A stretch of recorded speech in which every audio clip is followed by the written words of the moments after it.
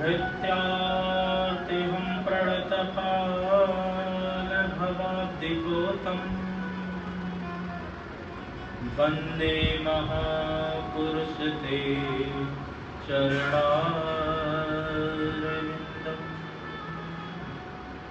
वंशी विभूषितकरं नवनीरदाम् पीताम्बरधरुणबिम्बफलाधरुष्टां पूर्णेन्दुसुन्दरमुखादरविन्दनेत्रात् कृष्णात् परं किमपि तत्त्वमहं न जाने। नारायणं नमस्कृत्य नरं चैव नरोत्तमं देवीं सरस्वतीं व्यासं ततो जयमुदीरयेत्। भक्ति भक्त भगवन्ते गुरु चतुरे नाम बपुएक, इनके पग बंदन किए सुनाशत विघ्न अनेक। सब द्वार को छोड़ के आयो हो तेरे द्वार, हे यशोमति के लाडले जरा मेरी ओर निहार। आइए हनुमंत विराजिए, कथा कहूँ मति अनुसार। प्रेम भरी गादी धरूं, सुबिराजिए पवन कुमार, सुबिराजिए पवन कुमार।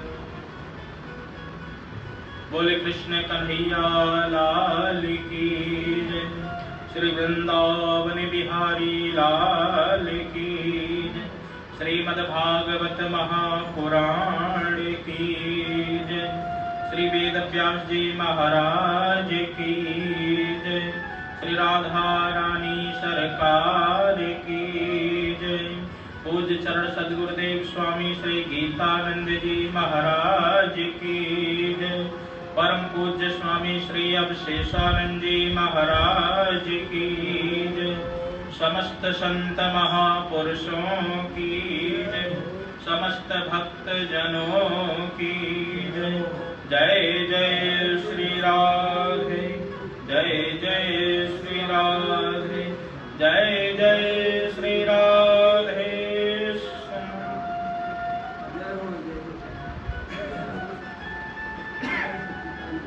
परम मंगलमय परात्पर अकारण करुणालय भक्त वांछा तरिंदित विनिंदित श्री बालकृष्ण लाल के पाद पद्मों में प्रणाम करते हुए आए हुए समस्त भगवत चरणानुरागी भक्त वृंद, संत महापुरुष जन एवं भक्तमती माताएं में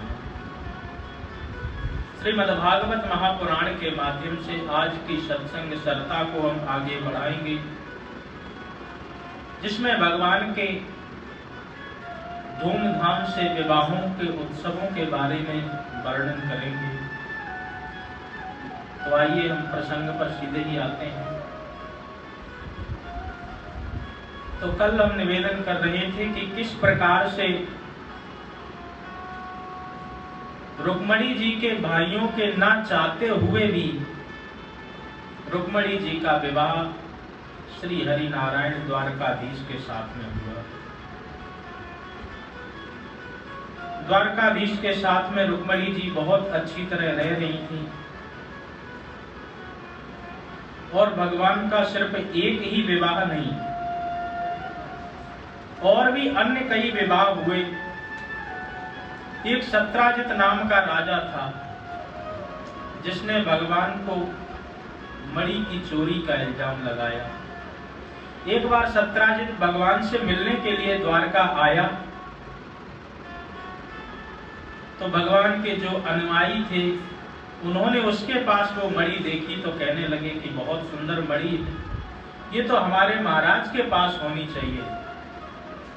उससे प्रार्थना की कि आप हमारे महाराज को ये मणि दे दें। उसने कहा हम तो बिल्कुल नहीं देंगे। अरे ये बहुत चमत्कारी मणि है, इस मणि का नाम है स्मयंतक मणि और 8 बार सोना ये प्रतिदिन पैदा करती है। अरे सोना देने वाली मुर्गी को, जो सोने का अंडा देती मुर्गी, उसको क्या किसी को दिया जाता? हम तो बिल्कुल नहीं देंगे। एक दिन सत्राजित का भाई मणि को लेकर के जंगल की ओर चला गया और उसके बाद वो लौट के ही नहीं आया। अब तो धीरे धीरे सत्राजित को संशय होने लगा कि कहीं ना कहीं कृष्ण ने ही मेरे भाई को मार करके मणि ले ली। अब बिना सबूत के कोई बात कैसे कही जाए।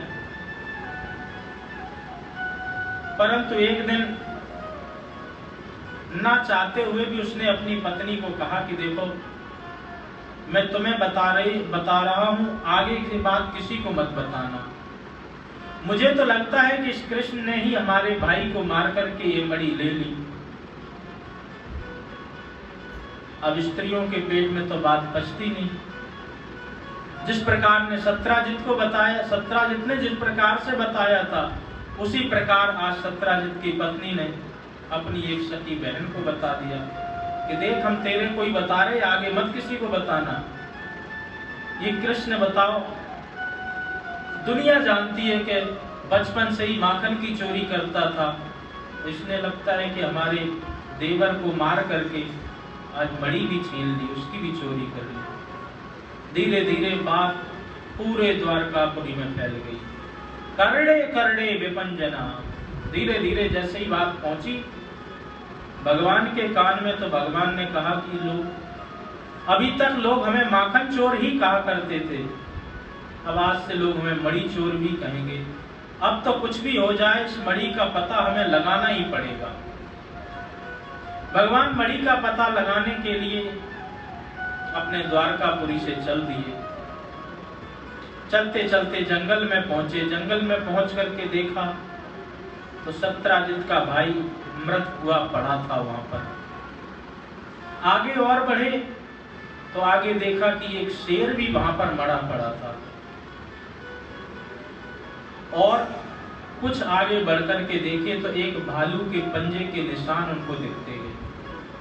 भगवान उन्हीं पंजों का निशान के पीछा करते करते और उसी गुफा में पहुंच गए जहां पर मणि लेकर के वो जामवंत की बेटी जामवंती खेल रही थी मणि से। कल भी मैंने बताया था कि ये गुजरात के पोरबंदर जिले से आप 13 किलोमीटर आगे जाएं तो राणा बाव का कस्बा है, और वहां से और 3 किलोमीटर आगे जाएं तो वहीं पर जामवंत की गुफा है। प्रायः आपने देखा होगा कि गुफाएं पहाड़ों में होती हैं, परंतु वो गुफा एक कुआं के अंदर है। तो भगवान उस गुफा में प्रवेश किए और प्रवेश करके जैसे ही मणि को उठाने का प्रयत्न किया तो तुरंत जामवंत ने एक मुक्का मारा। भगवान मणि से दूर हट गए तो बदले में भगवान ने भी 2 मुक्का दिए। अब तो आपस में मुक्का मुक्की होने लगी। धीरे धीरे समय बीतता गया और 27 दिन ऐसे हो गए कि खूब अच्छी तरह युद्ध हुआ। युद्ध का कोई निर्णय नहीं। जब कोई निर्णय नहीं हुआ तो 28वें दिन भगवान ने जामवंत जी की सारी नसें ढीली कर दी। अब तो जामवंत जी हाथ जोड़ करके खड़े हो गए, प्रभु मैंने पहचान लिया, आप ही मेरे प्रभु हैं, आप ही श्री राम जी हैं, और मेरी अभिलाषा इच्छा को पूर्ण करने के लिए आज आपने मुझसे युद्ध किया और मेरी आज इच्छा भी पूरी की। क्योंकि जब भगवान ने रावण का वध किया और अयोध्यापुरी आ गई, तो अयोध्या में आकर के सबसे कहा कि अपने अपने इच्छा के अनुसार वरदान मांग लो। सबने अपनी अपनी इच्छा के अनुसार वरदान मांगा। जब जामवंत जी का नंबर आया तो कहा कि आप भी वरदान मांग लो। बोले महाराज मुझे तो एक ही वरदान चाहिए। ये इतना बड़ा आपने युद्ध किया लेकिन मुझे कोई ऐसा नहीं लगा कि मेरे टक्कर का कोई हो। जामवंत जी बहुत पुराने हैं। जब वामन भगवान का अवतार हुआ था तभी भी जामवंत जी ने वामन भगवान की 3 प्रदक्षिणा की थी, और राम जी का जब अवतार हुआ तभी भी जामवंत थे। थोड़ी सी उम्र जरूर ढल गई थी, परंतु रावण क्या कहता है, जामवंत मंत्री अति बूढ़ा। अति बूढ़े नहीं थे, थोड़ी उम्र जरूर ढल चुकी थी। तो कहने लगे जामवंत जी महाराज रावण की सेना में कोई ऐसा नहीं मिला कि जिससे मैं युद्ध करके संतुष्ट हो जाता। कहा कि कोई नहीं था? नहीं, रावण था। रावण को यदि मैं युद्ध करके मार देता तो फिर आपकी राम कहानी कैसे आगे बढ़ती, आपका कैसे श्रेय होता। तो इसलिए मुझे कोई युद्ध करने वाला नहीं मिला, तो आप कृपा करके मेरे साथ में युद्ध कर लें। भगवान ने कहा कि भाई आप मेरे प्रति भक्ति भाव रखते हैं, भक्त भगवान का कभी युद्ध होता है क्या? परंतु कोई बात नहीं, तुम आराम करो, एक ना एक दिन मैं तुम्हारी ये इच्छा जरूर पूरी करूंगा। तो भगवान ने इस प्रकार का आश्वासन दिया और आज कृष्ण अवतार में जामवंत जी का मनोरथ भी युद्ध का पूर्ण किया। जब जामवंत जी पहचान गए तो बोले प्रभु कैसे आना हुआ? तो सारी कहानी बता दी कि मणि से आपकी बेटी यहाँ पर खेल रही है और इस मणि की चोरी मेरे ऊपर लगाई जा रही, तो इसलिए मैं यहाँ पर मणि को लेने के लिए आया हूँ, अब आप मुझे मणि दे दो। जामवंत जी ने कहा कि देखो मैं बेटी को अपनी ये मणि दे चुका हूँ और बेटी को दी हुई वस्तु कोई भी बाप वापस नहीं लेता, तो अब तो एक ही रास्ता है कि आप मेरी बिटिया से विवाह करें और दहेज में ये मणि को लेकर के चले जाएं। भगवान ने कहा चलो जैसी तुम्हारी इच्छा। तो भगवान ने जामवंती जी के साथ में विवाह किया और दहेज में मणि ले ली और मणि लेकर के आए और आकर के सत्राजित को दी। लो सत्राजित, जिस मणि की चोरी का इल्जाम तुम मुझ पर लगा रहे थे, ये मणि लो, मैं लेकर के आया हूं और साक्ष्य के रूप में ये कन्या भी लेके आया हूं, इससे पूछ लो कि मणि कहां थी। अब तो भाई जो लोग कल तक भगवान को चोर कह रहे थे अब उल्टे ही सत्राजित को कहने लगे, देखो प्रभु पर चोरी का इल्जाम लगा रहा है। अरे हम तो सब जानते हैं द्वारकापुरी में तो सारा वैभव है, उनको इस मणि की क्या जरूरत। अब उसको जब सत्राजित को बहुत गालियां पड़ी, अब एक दिन प्रभु से हाथ जोड़ करके बोला महाराज मैं तो गाली खाते खाते मर जाऊंगा, आप ही मुझ पर कुछ कृपा करो, क्योंकि इस जनता का कोई भरोसा नहीं। कभी आपकी वाह वाह करने लगे, ये वाह का मतलब हवा, हवा किधर भी चली जा सकती है, तो कभी वाह वाह होने लगती है, जब वही विपरीत समय आ जाए तो फिर वही जनता आपकी हवा भी निकाल देती है। चुनाव वाले भी 400 पार का नारा लगाते हैं और फिर पता चलता है कि 250 पे ही रह जाते हैं। किसी का कोई भरोसा नहीं कि जनता कब क्या कर दे। तो आज जनता ने भी जब सत्राजित को बहुत गालियां दी, सत्राजित हाथ जोड़ करके आया कि महाराज अब मुझसे ये गालियां सुनी नहीं जाती हैं, तो हमको तो एक ही युक्ति सूझ रही कि आप मेरी बिटिया सत्यभामा के साथ विवाह कर लें और आपके साथ में जब विवाह हो जाएगा तो आपसे मेरा संबंध हो जाएगा, तो फिर हमें कोई गाली नहीं देगा। कहा कि चलो भाई, तुम्हारी जैसी इच्छा, जैसा तुम चाहते हो वैसा ही कर लेते हैं। तो इस प्रकार से सत्यभामा जी के साथ में आज भगवान का तीसरा विवाह संपन्न हुआ। गिनते जाना, तो 3 विवाह भगवान के हो गए। एक दिन अर्जुन के साथ में भगवान ऐसे ही घूमते हुए यमुना तट पर पहुंचे। अर्जुन के साथ में भगवान दिल्ली घूमने के लिए जा रहे थे। इसी दिल्ली का नाम हस्तिनापुरी था। तो यमुना जी के पुलिन पर जब रुके तो रुक करके देखा एक कन्या तपस्विनी के वेश में तपस्या कर रही थी। तो भगवान ने अर्जुन से कहा कि तपस्वी तो बहुत देखे हमने, ये तपस्विनी यमुना जी के पास में बैठ करके क्या कर रही है, जरा पता लगाओ, इसका परिचय पूछो। अर्जुन ने परिचय पूछा कि कौन हो देवी जी। तो उस कन्या ने कहा, अहम देवस्य सविता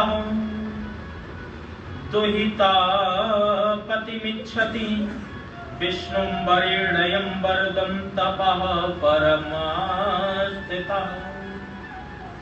महाराज, मैं सूर्य की पुत्री हूं, मेरा नाम कालिंद्री है और कृष्ण जी को पति भाव में पाने के लिए मैं तपस्या कर रही हूं। अर्जुन भगवान की तरफ देखे और मुस्कुराए, महाराज आपकी बृहस्पति तो बड़ी जोरदार चल रही है, आपको ही पाने के लिए तपस्या कर रही है। भगवान ने भी कहा चलो परिचय कराओ। अर्जुन ने परिचय कराया और इस प्रकार वहीं जंगल में भगवान की चाई माई हुई। तो ये चौथा विवाह भगवान का कालिंद्री जी के साथ में संपन्न हुआ। 2 भाई थे, बिंद और अनबिंद। इनकी एक पुत्री थी मित्रविंदा, इनकी बहन थी मित्रविंदा। तो ये सोचने लगे कि दुर्योधन के साथ में अगर मित्रविंदा का विवाह हो जाए तो हस्तिनापुर की सैन्य शक्ति से हमारा विलाप हो जाएगा, तो हमारी भी शक्ति बढ़ जाएगी। तो मित्रविंदा से कहा कि देखो स्वयंवर हम तुम्हारा रच रहे हैं और दुर्योधन के ही गले में माला डालना और किसी के गले में मत माला डालना। ठीक है भाई साहब, जैसे आप कहो। भाई की बात मान करके आज मित्रविंदा जैसे ही स्वयंवर की ओर बढ़ी तो सबसे पहले प्रभु ही बैठे दिख गए। उनकी आवा प्रभा को देख करके भाई के सारे वादे भूल गए और तुरंत भाई के गले में, तुरंत प्रभु के गले में माला डाल दी और डाल करके इस प्रकार मित्रविंदा से भगवान का 5वां विवाह संपन्न हुआ। भगवान ने भी देखा कि भाइयों की भ्रगुटी तन रही तो तुरंत वहां से 9 2 11 हो लिए मित्रविंदा को लेकर के। तो इस प्रकार से भगवान के 5 विवाह संपन्न हुए।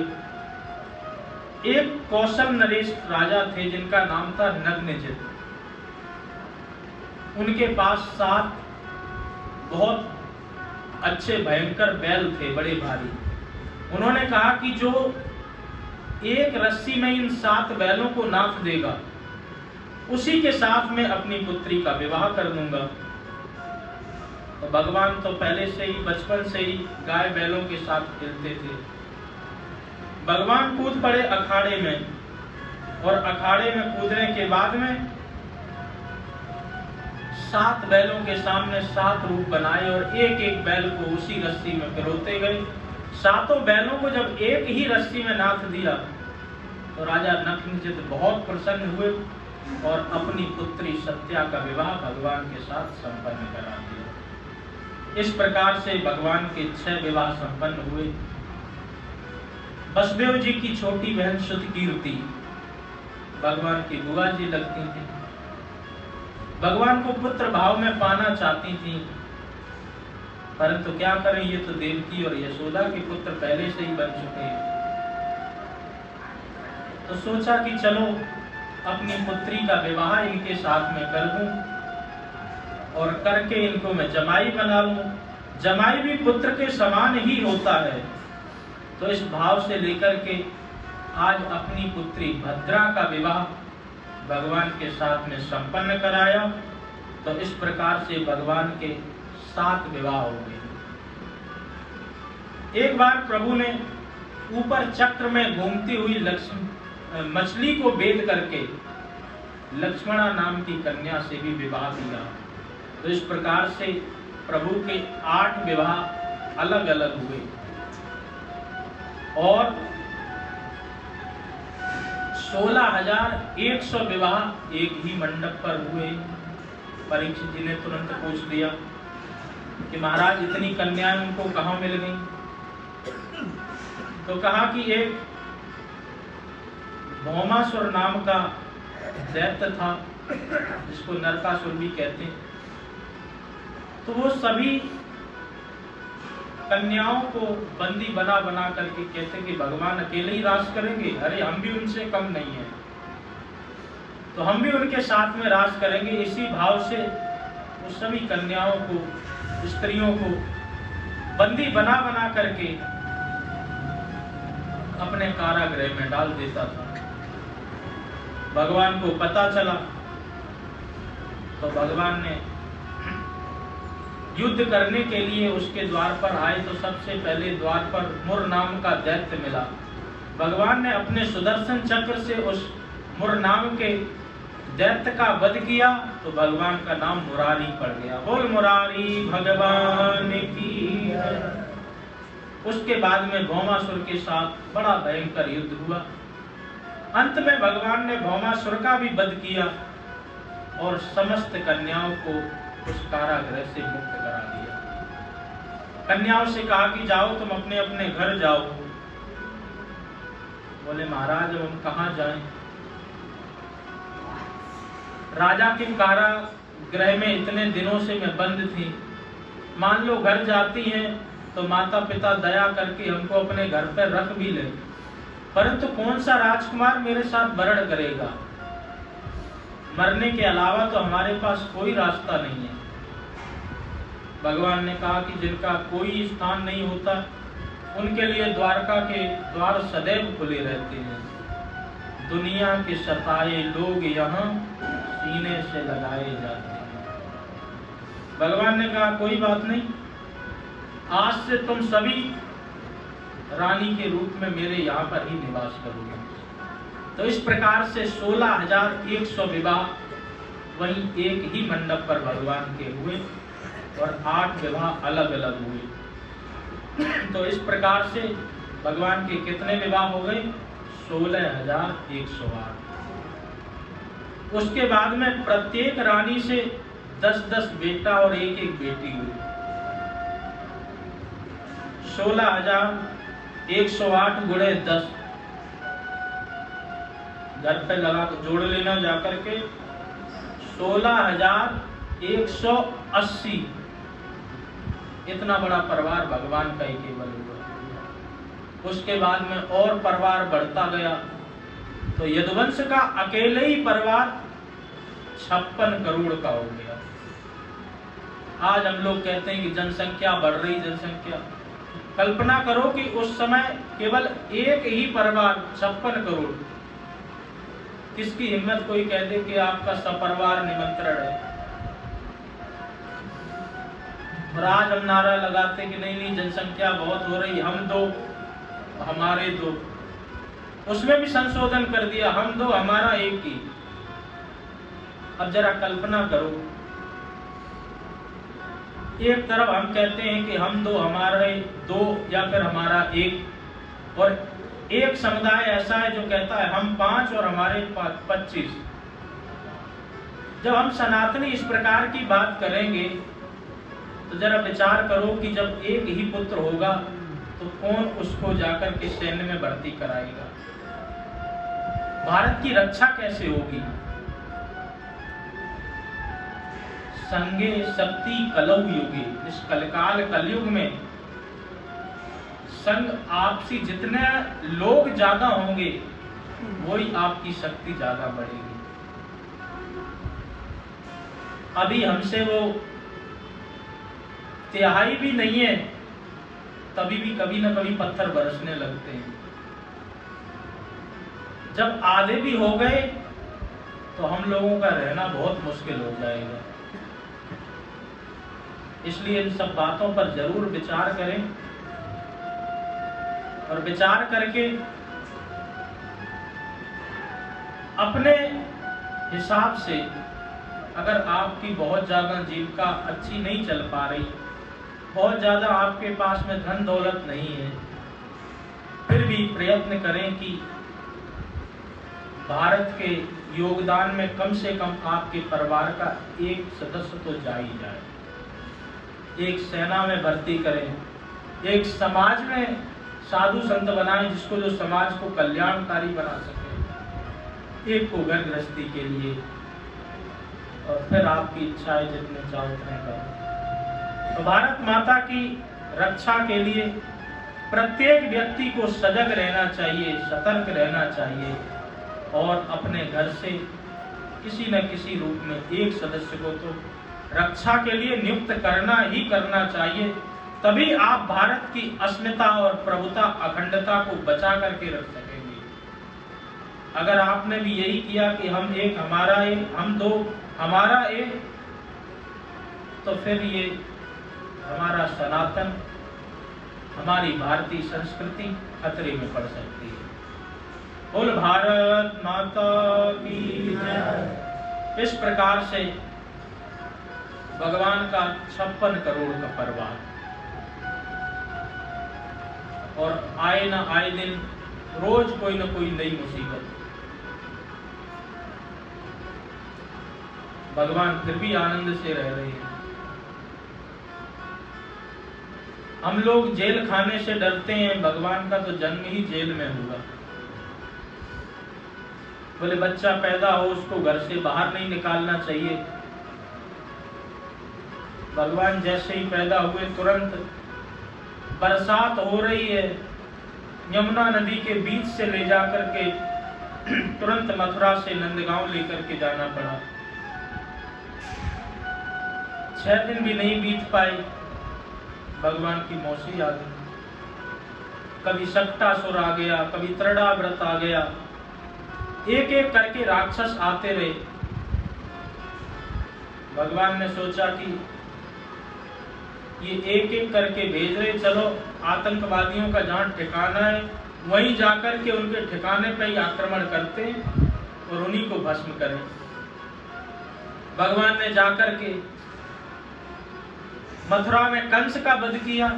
बोले अब तो चलो शांति से बैठ सकेंगे, उसके बाद भी शांति नहीं। जरासंध ने आक्रमण करने आरंभ कर दिए, 17 बार आक्रमण किए। आक्रमण करने के बाद में भगवान पराजित करके भगाते रहे। 18वें बार ब्राह्मणों की रक्षा के लिए स्वयं रणछोड़ बनकर के द्वारका पहुंच गए। बोले अब तो चलो शांति मिलेगी, वहां भी शांति नहीं। एक तो इतना बड़ा परिवार, ऊपर से कोई न कोई विपत्ति आती रहती है, और महाभारत का काल भी आ गया। कहने का मतलब है कि अनेक कठिनाइयों के बाद भी भगवान कभी हताश नहीं हुए, कभी निराश नहीं हुए। मुस्कुराकर गम का जहर जिसको पीना आ गया, ये हकीकत है जहां में उसको जीना आ गया। जीने के लिए गम के जहर को पीना पड़ता है। और जहां पर भगवान ने बहुत ज्यादा प्रयत्न भी नहीं किया, ज्यादा तीर तलवार भी नहीं चलाए, जहां चलता नहीं काम, तीर और कमानों से विजय नटवर की होती है, वहां मुरली की तानों से। मुरली बजाते गए, प्रेम से माखन मिश्री खाते गए, और एक एक करके सभी दुष्टों को ठिकाने लगाते गए। इस प्रकार से भगवान इतने बड़े परिवार में भी बहुत अच्छी तरह शांति से अपना समय बिताते हैं, और समय बिताने के साथ में खूब आनंद से रहते हैं। आगे चलकर के पुत्र पौत्रों का भी विवाह करवाया। अपने पौत्र अनिरुद्ध का विवाह बाणासुर की पुत्री उषा के साथ में करवाया। बाणासुर भगवान शिव का बहुत बड़ा भक्त था। तो जब भगवान के पौत्र को जब बंदी बना लिया बाणासुर ने, तो इधर स्वयं द्वारकाधीश आकर के जब छुड़वाने के लिए आए, तो उधर भगवान शंकर भी सामने प्रकट हो गए उसकी रक्षा के लिए। बड़ा भयंकर युद्ध हुआ। भगवान के साथ में युद्ध हो रहा है। शंकर जी इधर से अपना पशुपतास्त्र छोड़ते हैं, तो भगवान की तरफ से भी नारायणास्त्र आ रहा है, वैष्णवास्त्र आ रहा है। बड़ा भयंकर युद्ध हुआ। अंत में भगवान शंकर जी ने प्रभु को नमन करके कहा कि ये मेरा भक्त है, इसके प्राणों का दान दे दें। भगवान ने कहा कि हम तो किसी को मारने ही नहीं आए हैं, बस मेरा पौत्र इनकी पुत्री के साथ में प्रेम करता है, तो बस विवाह कर दें तो हमें कोई परेशानी नहीं। हाँ ठीक है। इस प्रकार से अनिरुद्ध का विवाह उषा के साथ में हुआ। और भगवान समय समय पर अपने पुत्रों को शिक्षा भी देते हैं। एक दिन भगवान ने कहा कि चलो हम सब बगीचे में चलते हैं, और भगवान एक वृक्ष के नीचे आराम से लेट गए और बच्चों से कहा कि जाओ खेलो जाकर के। बच्चे गेंद लेकर के खेलने के लिए आगे चले गए, और खेलते खेलते बच्चों की गेंद एक कुएं में जाकर के गिर गई। जब कुएं में उछल करके देखा तो बहुत भारी गिरगिट पड़ा हुआ था।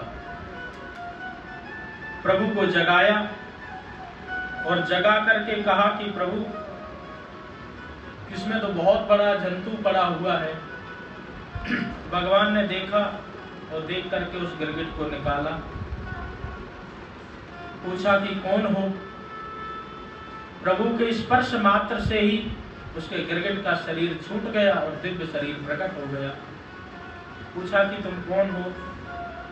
अपना परिचय देता है। नृगो नाम नरेंद्रोहम इक्ष्वाकुतनय प्रभु दानस्वाख्याय मानेषु यदि ते कर्णमस्पृशम्। महाराज, मेरा नाम नृग है। आपने दानियों में मेरा नाम तो जरूर सुना होगा। मैंने बहुत दान किया है। अभिमान से बोलता है। गाय का दान किया, मैं गायों का दान किया करता था। कितना दान किया? अरे महाराज, ये तो वही बात हुई, कोई बारिश की बूंदें गिन सकता है, आसमान के नक्षत्र तारे भी गिन सकता है, परंतु मैं और धरती के धूल कण को भी गिन सकता है, परंतु जितनी मैंने गायों का दान किया है इनको तो कोई नहीं गिन सकता है। यावत यस्य कृता भूमर यावत यो दिवितारकः यावत यो वर्षधाराश्च तावती ददतसमाद्गतः तावती ददतस्मगतः। बोले कोई इन सब चीजों को गिन सकता है, बारिश की बूंदों को भी गिन सकता है, नक्षत्र आदि को भी गिन सकता, तारे गणों को भी गिन सकता, धूल के कणों को भी गिन सकता, परंतु मैंने जितनी गायों का दान किया उनको तो कोई नहीं गिन सकता। भगवान ने सोचा, कहा कि बूढ़ी ठेली गैयों को दान कर तो है वो। बोले नहीं महाराज, गाय बिल्कुल नव यौवन पयस्विनी तरुणी शील रूपा गुणोपपन्ना कपला हेम श्रृंगी। बोले बिल्कुल पयस्विनी तरुणी शील रूपा, बिल्कुल ठीक ठाक गाय और बिल्कुल तरुण है। उनमें अच्छी तरह सोने के सींग लगवा करके, चांदी के खुर लगवा करके, पूंछ पकड़ करके ब्राह्मणों को दान दिया करता था। भगवान ने कहा तो फिर तेरा रुपया पैसा अच्छा नहीं होगा। बोले नहीं, न्यायार्जितः रुक्खुरा सवत्सः दुकूलमाला भरणा ददावहम्। बोले न्यायार्जितम रुक्खुरा, हमारा पैसा तो बिल्कुल एक नंबर का, कोई काली कमाई नहीं, बिल्कुल ठीक पैसा था। बोले फिर ऐसी स्थिति क्यों हो गई, गिरगिट बनके क्यों गिरना पड़ा? महाराज मुझसे एक बड़ी भारी गलती हो गई। क्या गलती हुई? बोले एक बार हमने एक ब्राह्मण को गाय दान दे दी और वही गाय न जाने उस ब्राह्मण के यहाँ से छूट करके हमारे गौशाला वाले झुंड में मिल गई और उसी गाय को हमने एक दूसरे ब्राह्मण को भी दान दे दिया। तो वो ब्राह्मण जब गाय को लेकर के जा रहा था तो पुराना वाला ब्राह्मण मिल गया। क्यों रे चोर, मेरी गाय को चुरा के कहाँ ले जा रहा? वो कहने लगा मैं चोर कहाँ से हो गया? अरे मुझे राजा ने संकल्प के सहित पूंछ पकड़ करके दान दी है। बोले राजा दान दे ही नहीं सकता, ये तो मेरी गाय है। दोनों राजा के पास पहुंचे। राजा एक क्षण में बात समझ गया, हाथ जोड़ के कहने लगा महाराज इतनी सारी गायें हैं, आप दूसरी गाय ले लो। बोले नहीं, हम दान एक बार ही लेते हैं और बार बार दान लेने से पुण्य नष्ट होते हैं, इसलिए हम दान बहुत ज्यादा नहीं लेते। दूसरे को बोला कि आप इनको ये दे दो, आप ले लो। नहीं राजन, आपने संकल्प करके पूंछ पकड़ करके ये गाय हमको दान दी है, अब इस गाय पर सर्वाधिकार मेरा ही है, मैं ये गाय किसी को नहीं दे सकता। अंतोगत्वा जब निर्णय नहीं हुआ तो दोनों ही ब्राह्मण उस गाय को छोड़ करके वहां से राजा को उल्टा बुरा भला कह करके वहां से चले गए।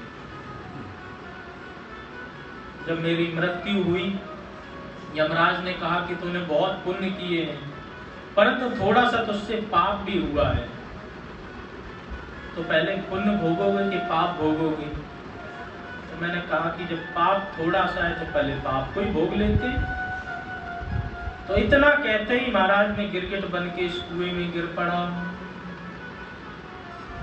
अब आपके दर्शन हो गए, आपने मुझे स्पर्श कर लिया, अब मैं दिव्य स्वर्ग में जाकर के खूब सुख भोगूंगा। तो इस नृगोपाख्यान के माध्यम से भगवान अपने बच्चों को ज्ञान देते हैं। कहते हैं कि देखो, ब्राह्मण के धन का जो भी कोई हरण करता है वो एक बार जलती हुई अग्नि से तो मेरी कृपा से बच सकता है, जहर यदि पी ले तभी भी मैं उसको बचा सकता हूं। ना हम हलाहलम मन्ये विषम यश प्रिय क्रिया, ब्राह्मण स्वयं ही विषम प्रोक्ता नाशा प्रति विदर्भुभि। हलाहल विष पान करके मेरी कृपा से बच सकता है, अग्नि में जल जाए उस पर भी कृपा करके मैं बचा सकता हूँ, परंतु जो ब्राह्मणों से द्रोह करता है, ब्राह्मण के धन का हरण करता है, उसको कोई भी नहीं बचा सकता है। ब्राह्मणों का जब माथा घूमता है तो बोले कुलम समूलम दहती ब्राह्मण स्वर्ण पावका, वो समस्त कुल को ही नष्ट कर देते हैं। इतने खतरनाक। वैसे तो पहले ब्राह्मण क्रोध नहीं करते हैं, और जब करते हैं तो पूरे वंश का ही नष्ट कर देते हैं। एक कथा बहुत सुंदर आती है कि दंडकारण्य का जो जंगल है वो शापित जंगल हो गया था, उसको भगवान ने अपने पद चिन्हों से जाकर के उसको ठीक किया था। दंडक नाम का एक राजा था और वशिष्ठ जी की पुत्री पर उसने कुदृष्टि डाली, तो वशिष्ठ जी ने ऐसा भयंकर श्राप दिया कि राजा भी भस्म हो गया और उसके जो कुल के वंशज थे वो भी सब भस्म हो गए। जितनी प्रजा उस राज्य में आती थी वो समस्त प्रजा नष्ट हो गई और जितनी उसकी जगह जमीन थी वो सारी अरण्य माने जंगल, वो जंगल बनकर के उसमें कोई फसल नहीं होती, कुछ भी नहीं होती। फिर ऋषियों के आशीर्वाद से, ऋषियों की प्रार्थना से भगवान ने अपने पाद पद्मों में पर डाल करके उस भूमि को पवित्र किया था। तो ऐसी दंडकारण्य की कहानी बहुत बड़ी है, इसको फिर कभी सुनाएंगे। तो कहने का मतलब है कि जो भी ब्राह्मणों का धन हरण करता है तो उसकी गति अच्छी नहीं होती। कोई सोचे कि नहीं महाराज, अरे इनको मैंने ही तो दिया है, तो इनसे ले लेते हैं, क्या फर्क पड़ेगा? बोले बिल्कुल फर्क पड़ेगा। स्वदत्तम परदत्तम वा ब्रह्मवृत्ति हरेच्छया षष्ठ वर्ष सहस्राणि विष्टायां जायते क्रमी। स्वदत्ताम वा स्वयं दिया हुआ, परदत्ताम वा किसी दूसरे ने दिया होगा, और ब्रह्म वृत्ति हरेच्छया उस ब्रह्म की वृत्ति, उस ब्राह्मण की उस वृत्ति का जिसने भी हरण किया, षष्ठ वर्ष सहस्त्राणि 60,000 वर्ष तक तो उसको नरक भोगना पड़ता है। उसके बाद में विष्टायाम जायते क्रमी, नाली का कीड़ा बन करके इधर उधर भटक करके जैसे तैसे अपना काम चलाना।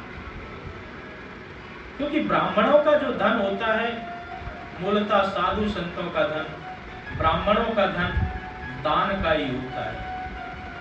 लोग बाग आते, महाराज ये परेशानी है, इसको दूर करो, लो ये पैसे का भंडारा करवा दो, ये पैसे किसी सेवा में लगवा दो। तो वो ब्राह्मण ही केवल पचा सकता है। वो किसके बल पे? बोले गायत्री संध्योपासना के बल पर। जो ब्राह्मण गायत्री जाप नहीं करते, संध्या उपासना नहीं करते, वो ब्राह्मण भी उस धन को ठीक से पचा नहीं सकते। गायत्री के जाप में इतना बल होता है, और क्योंकि ब्राह्मण की उत्पत्ति भगवान के मुख से हुई है, ब्राह्मणोस्य मुखमासी, और आग की उत्पत्ति भी भगवान के मुख से ही हुई है, वन्नी दग्नि रजायता। तो इसीलिए आग में आप कैसा भी कूड़ा कचरा कुछ भी डाल दो, आग सबको पवित्र कर देती है।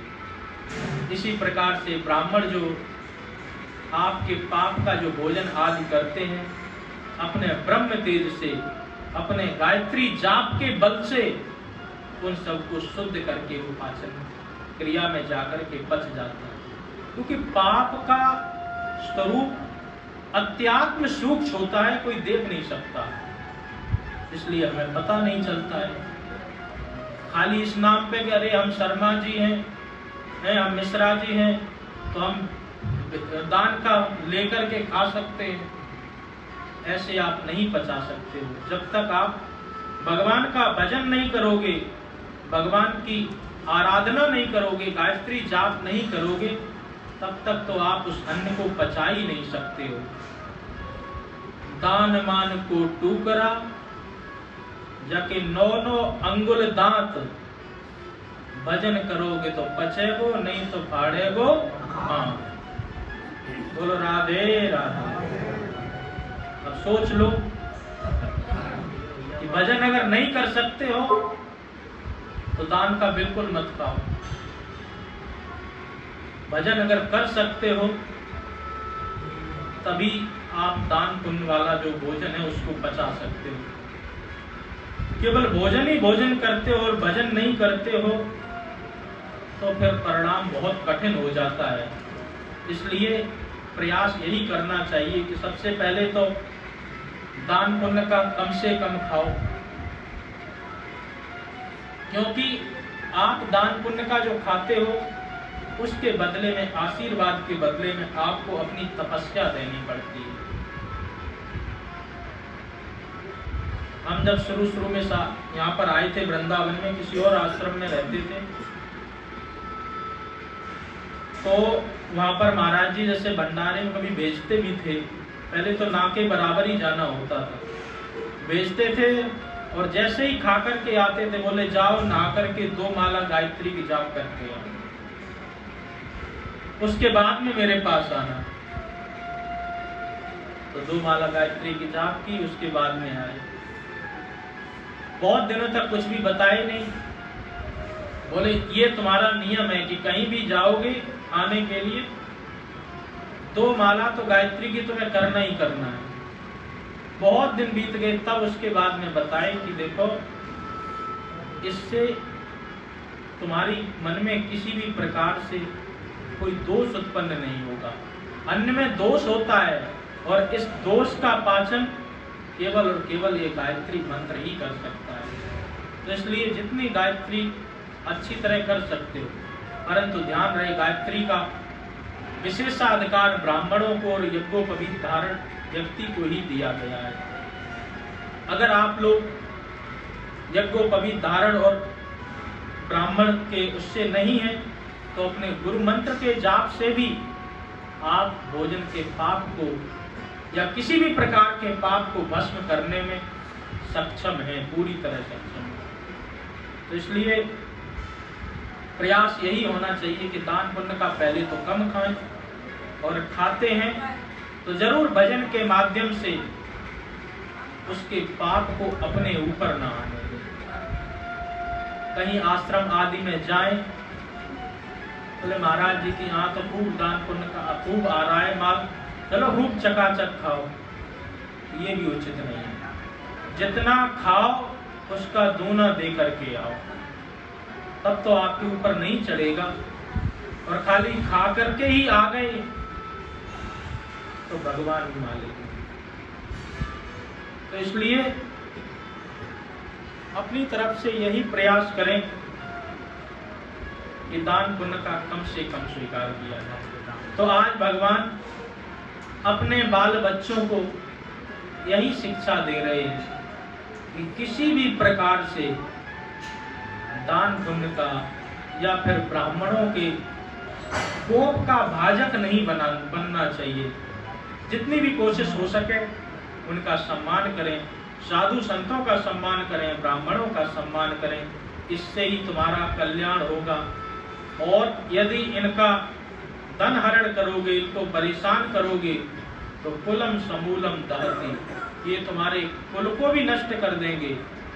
और किस प्रकार करेंगे वो आगे चल करके आपको पता चलेगा।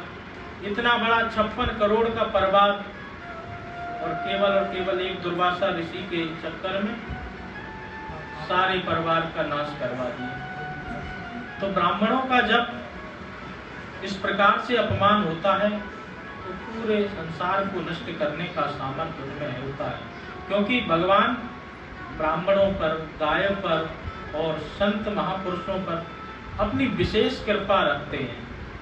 तो इसलिए हम सब यही प्रयास करें कि किसी भी प्रकार से साधु संतों का अपमान नहीं हो, ब्राह्मणों का अपमान नहीं हो, और दान को बचाने के लिए भगवान की भक्ति, भगवान का भजन जितना अधिक से अधिक हो सके उस पर हमें जरूर ध्यान रखना चाहिए।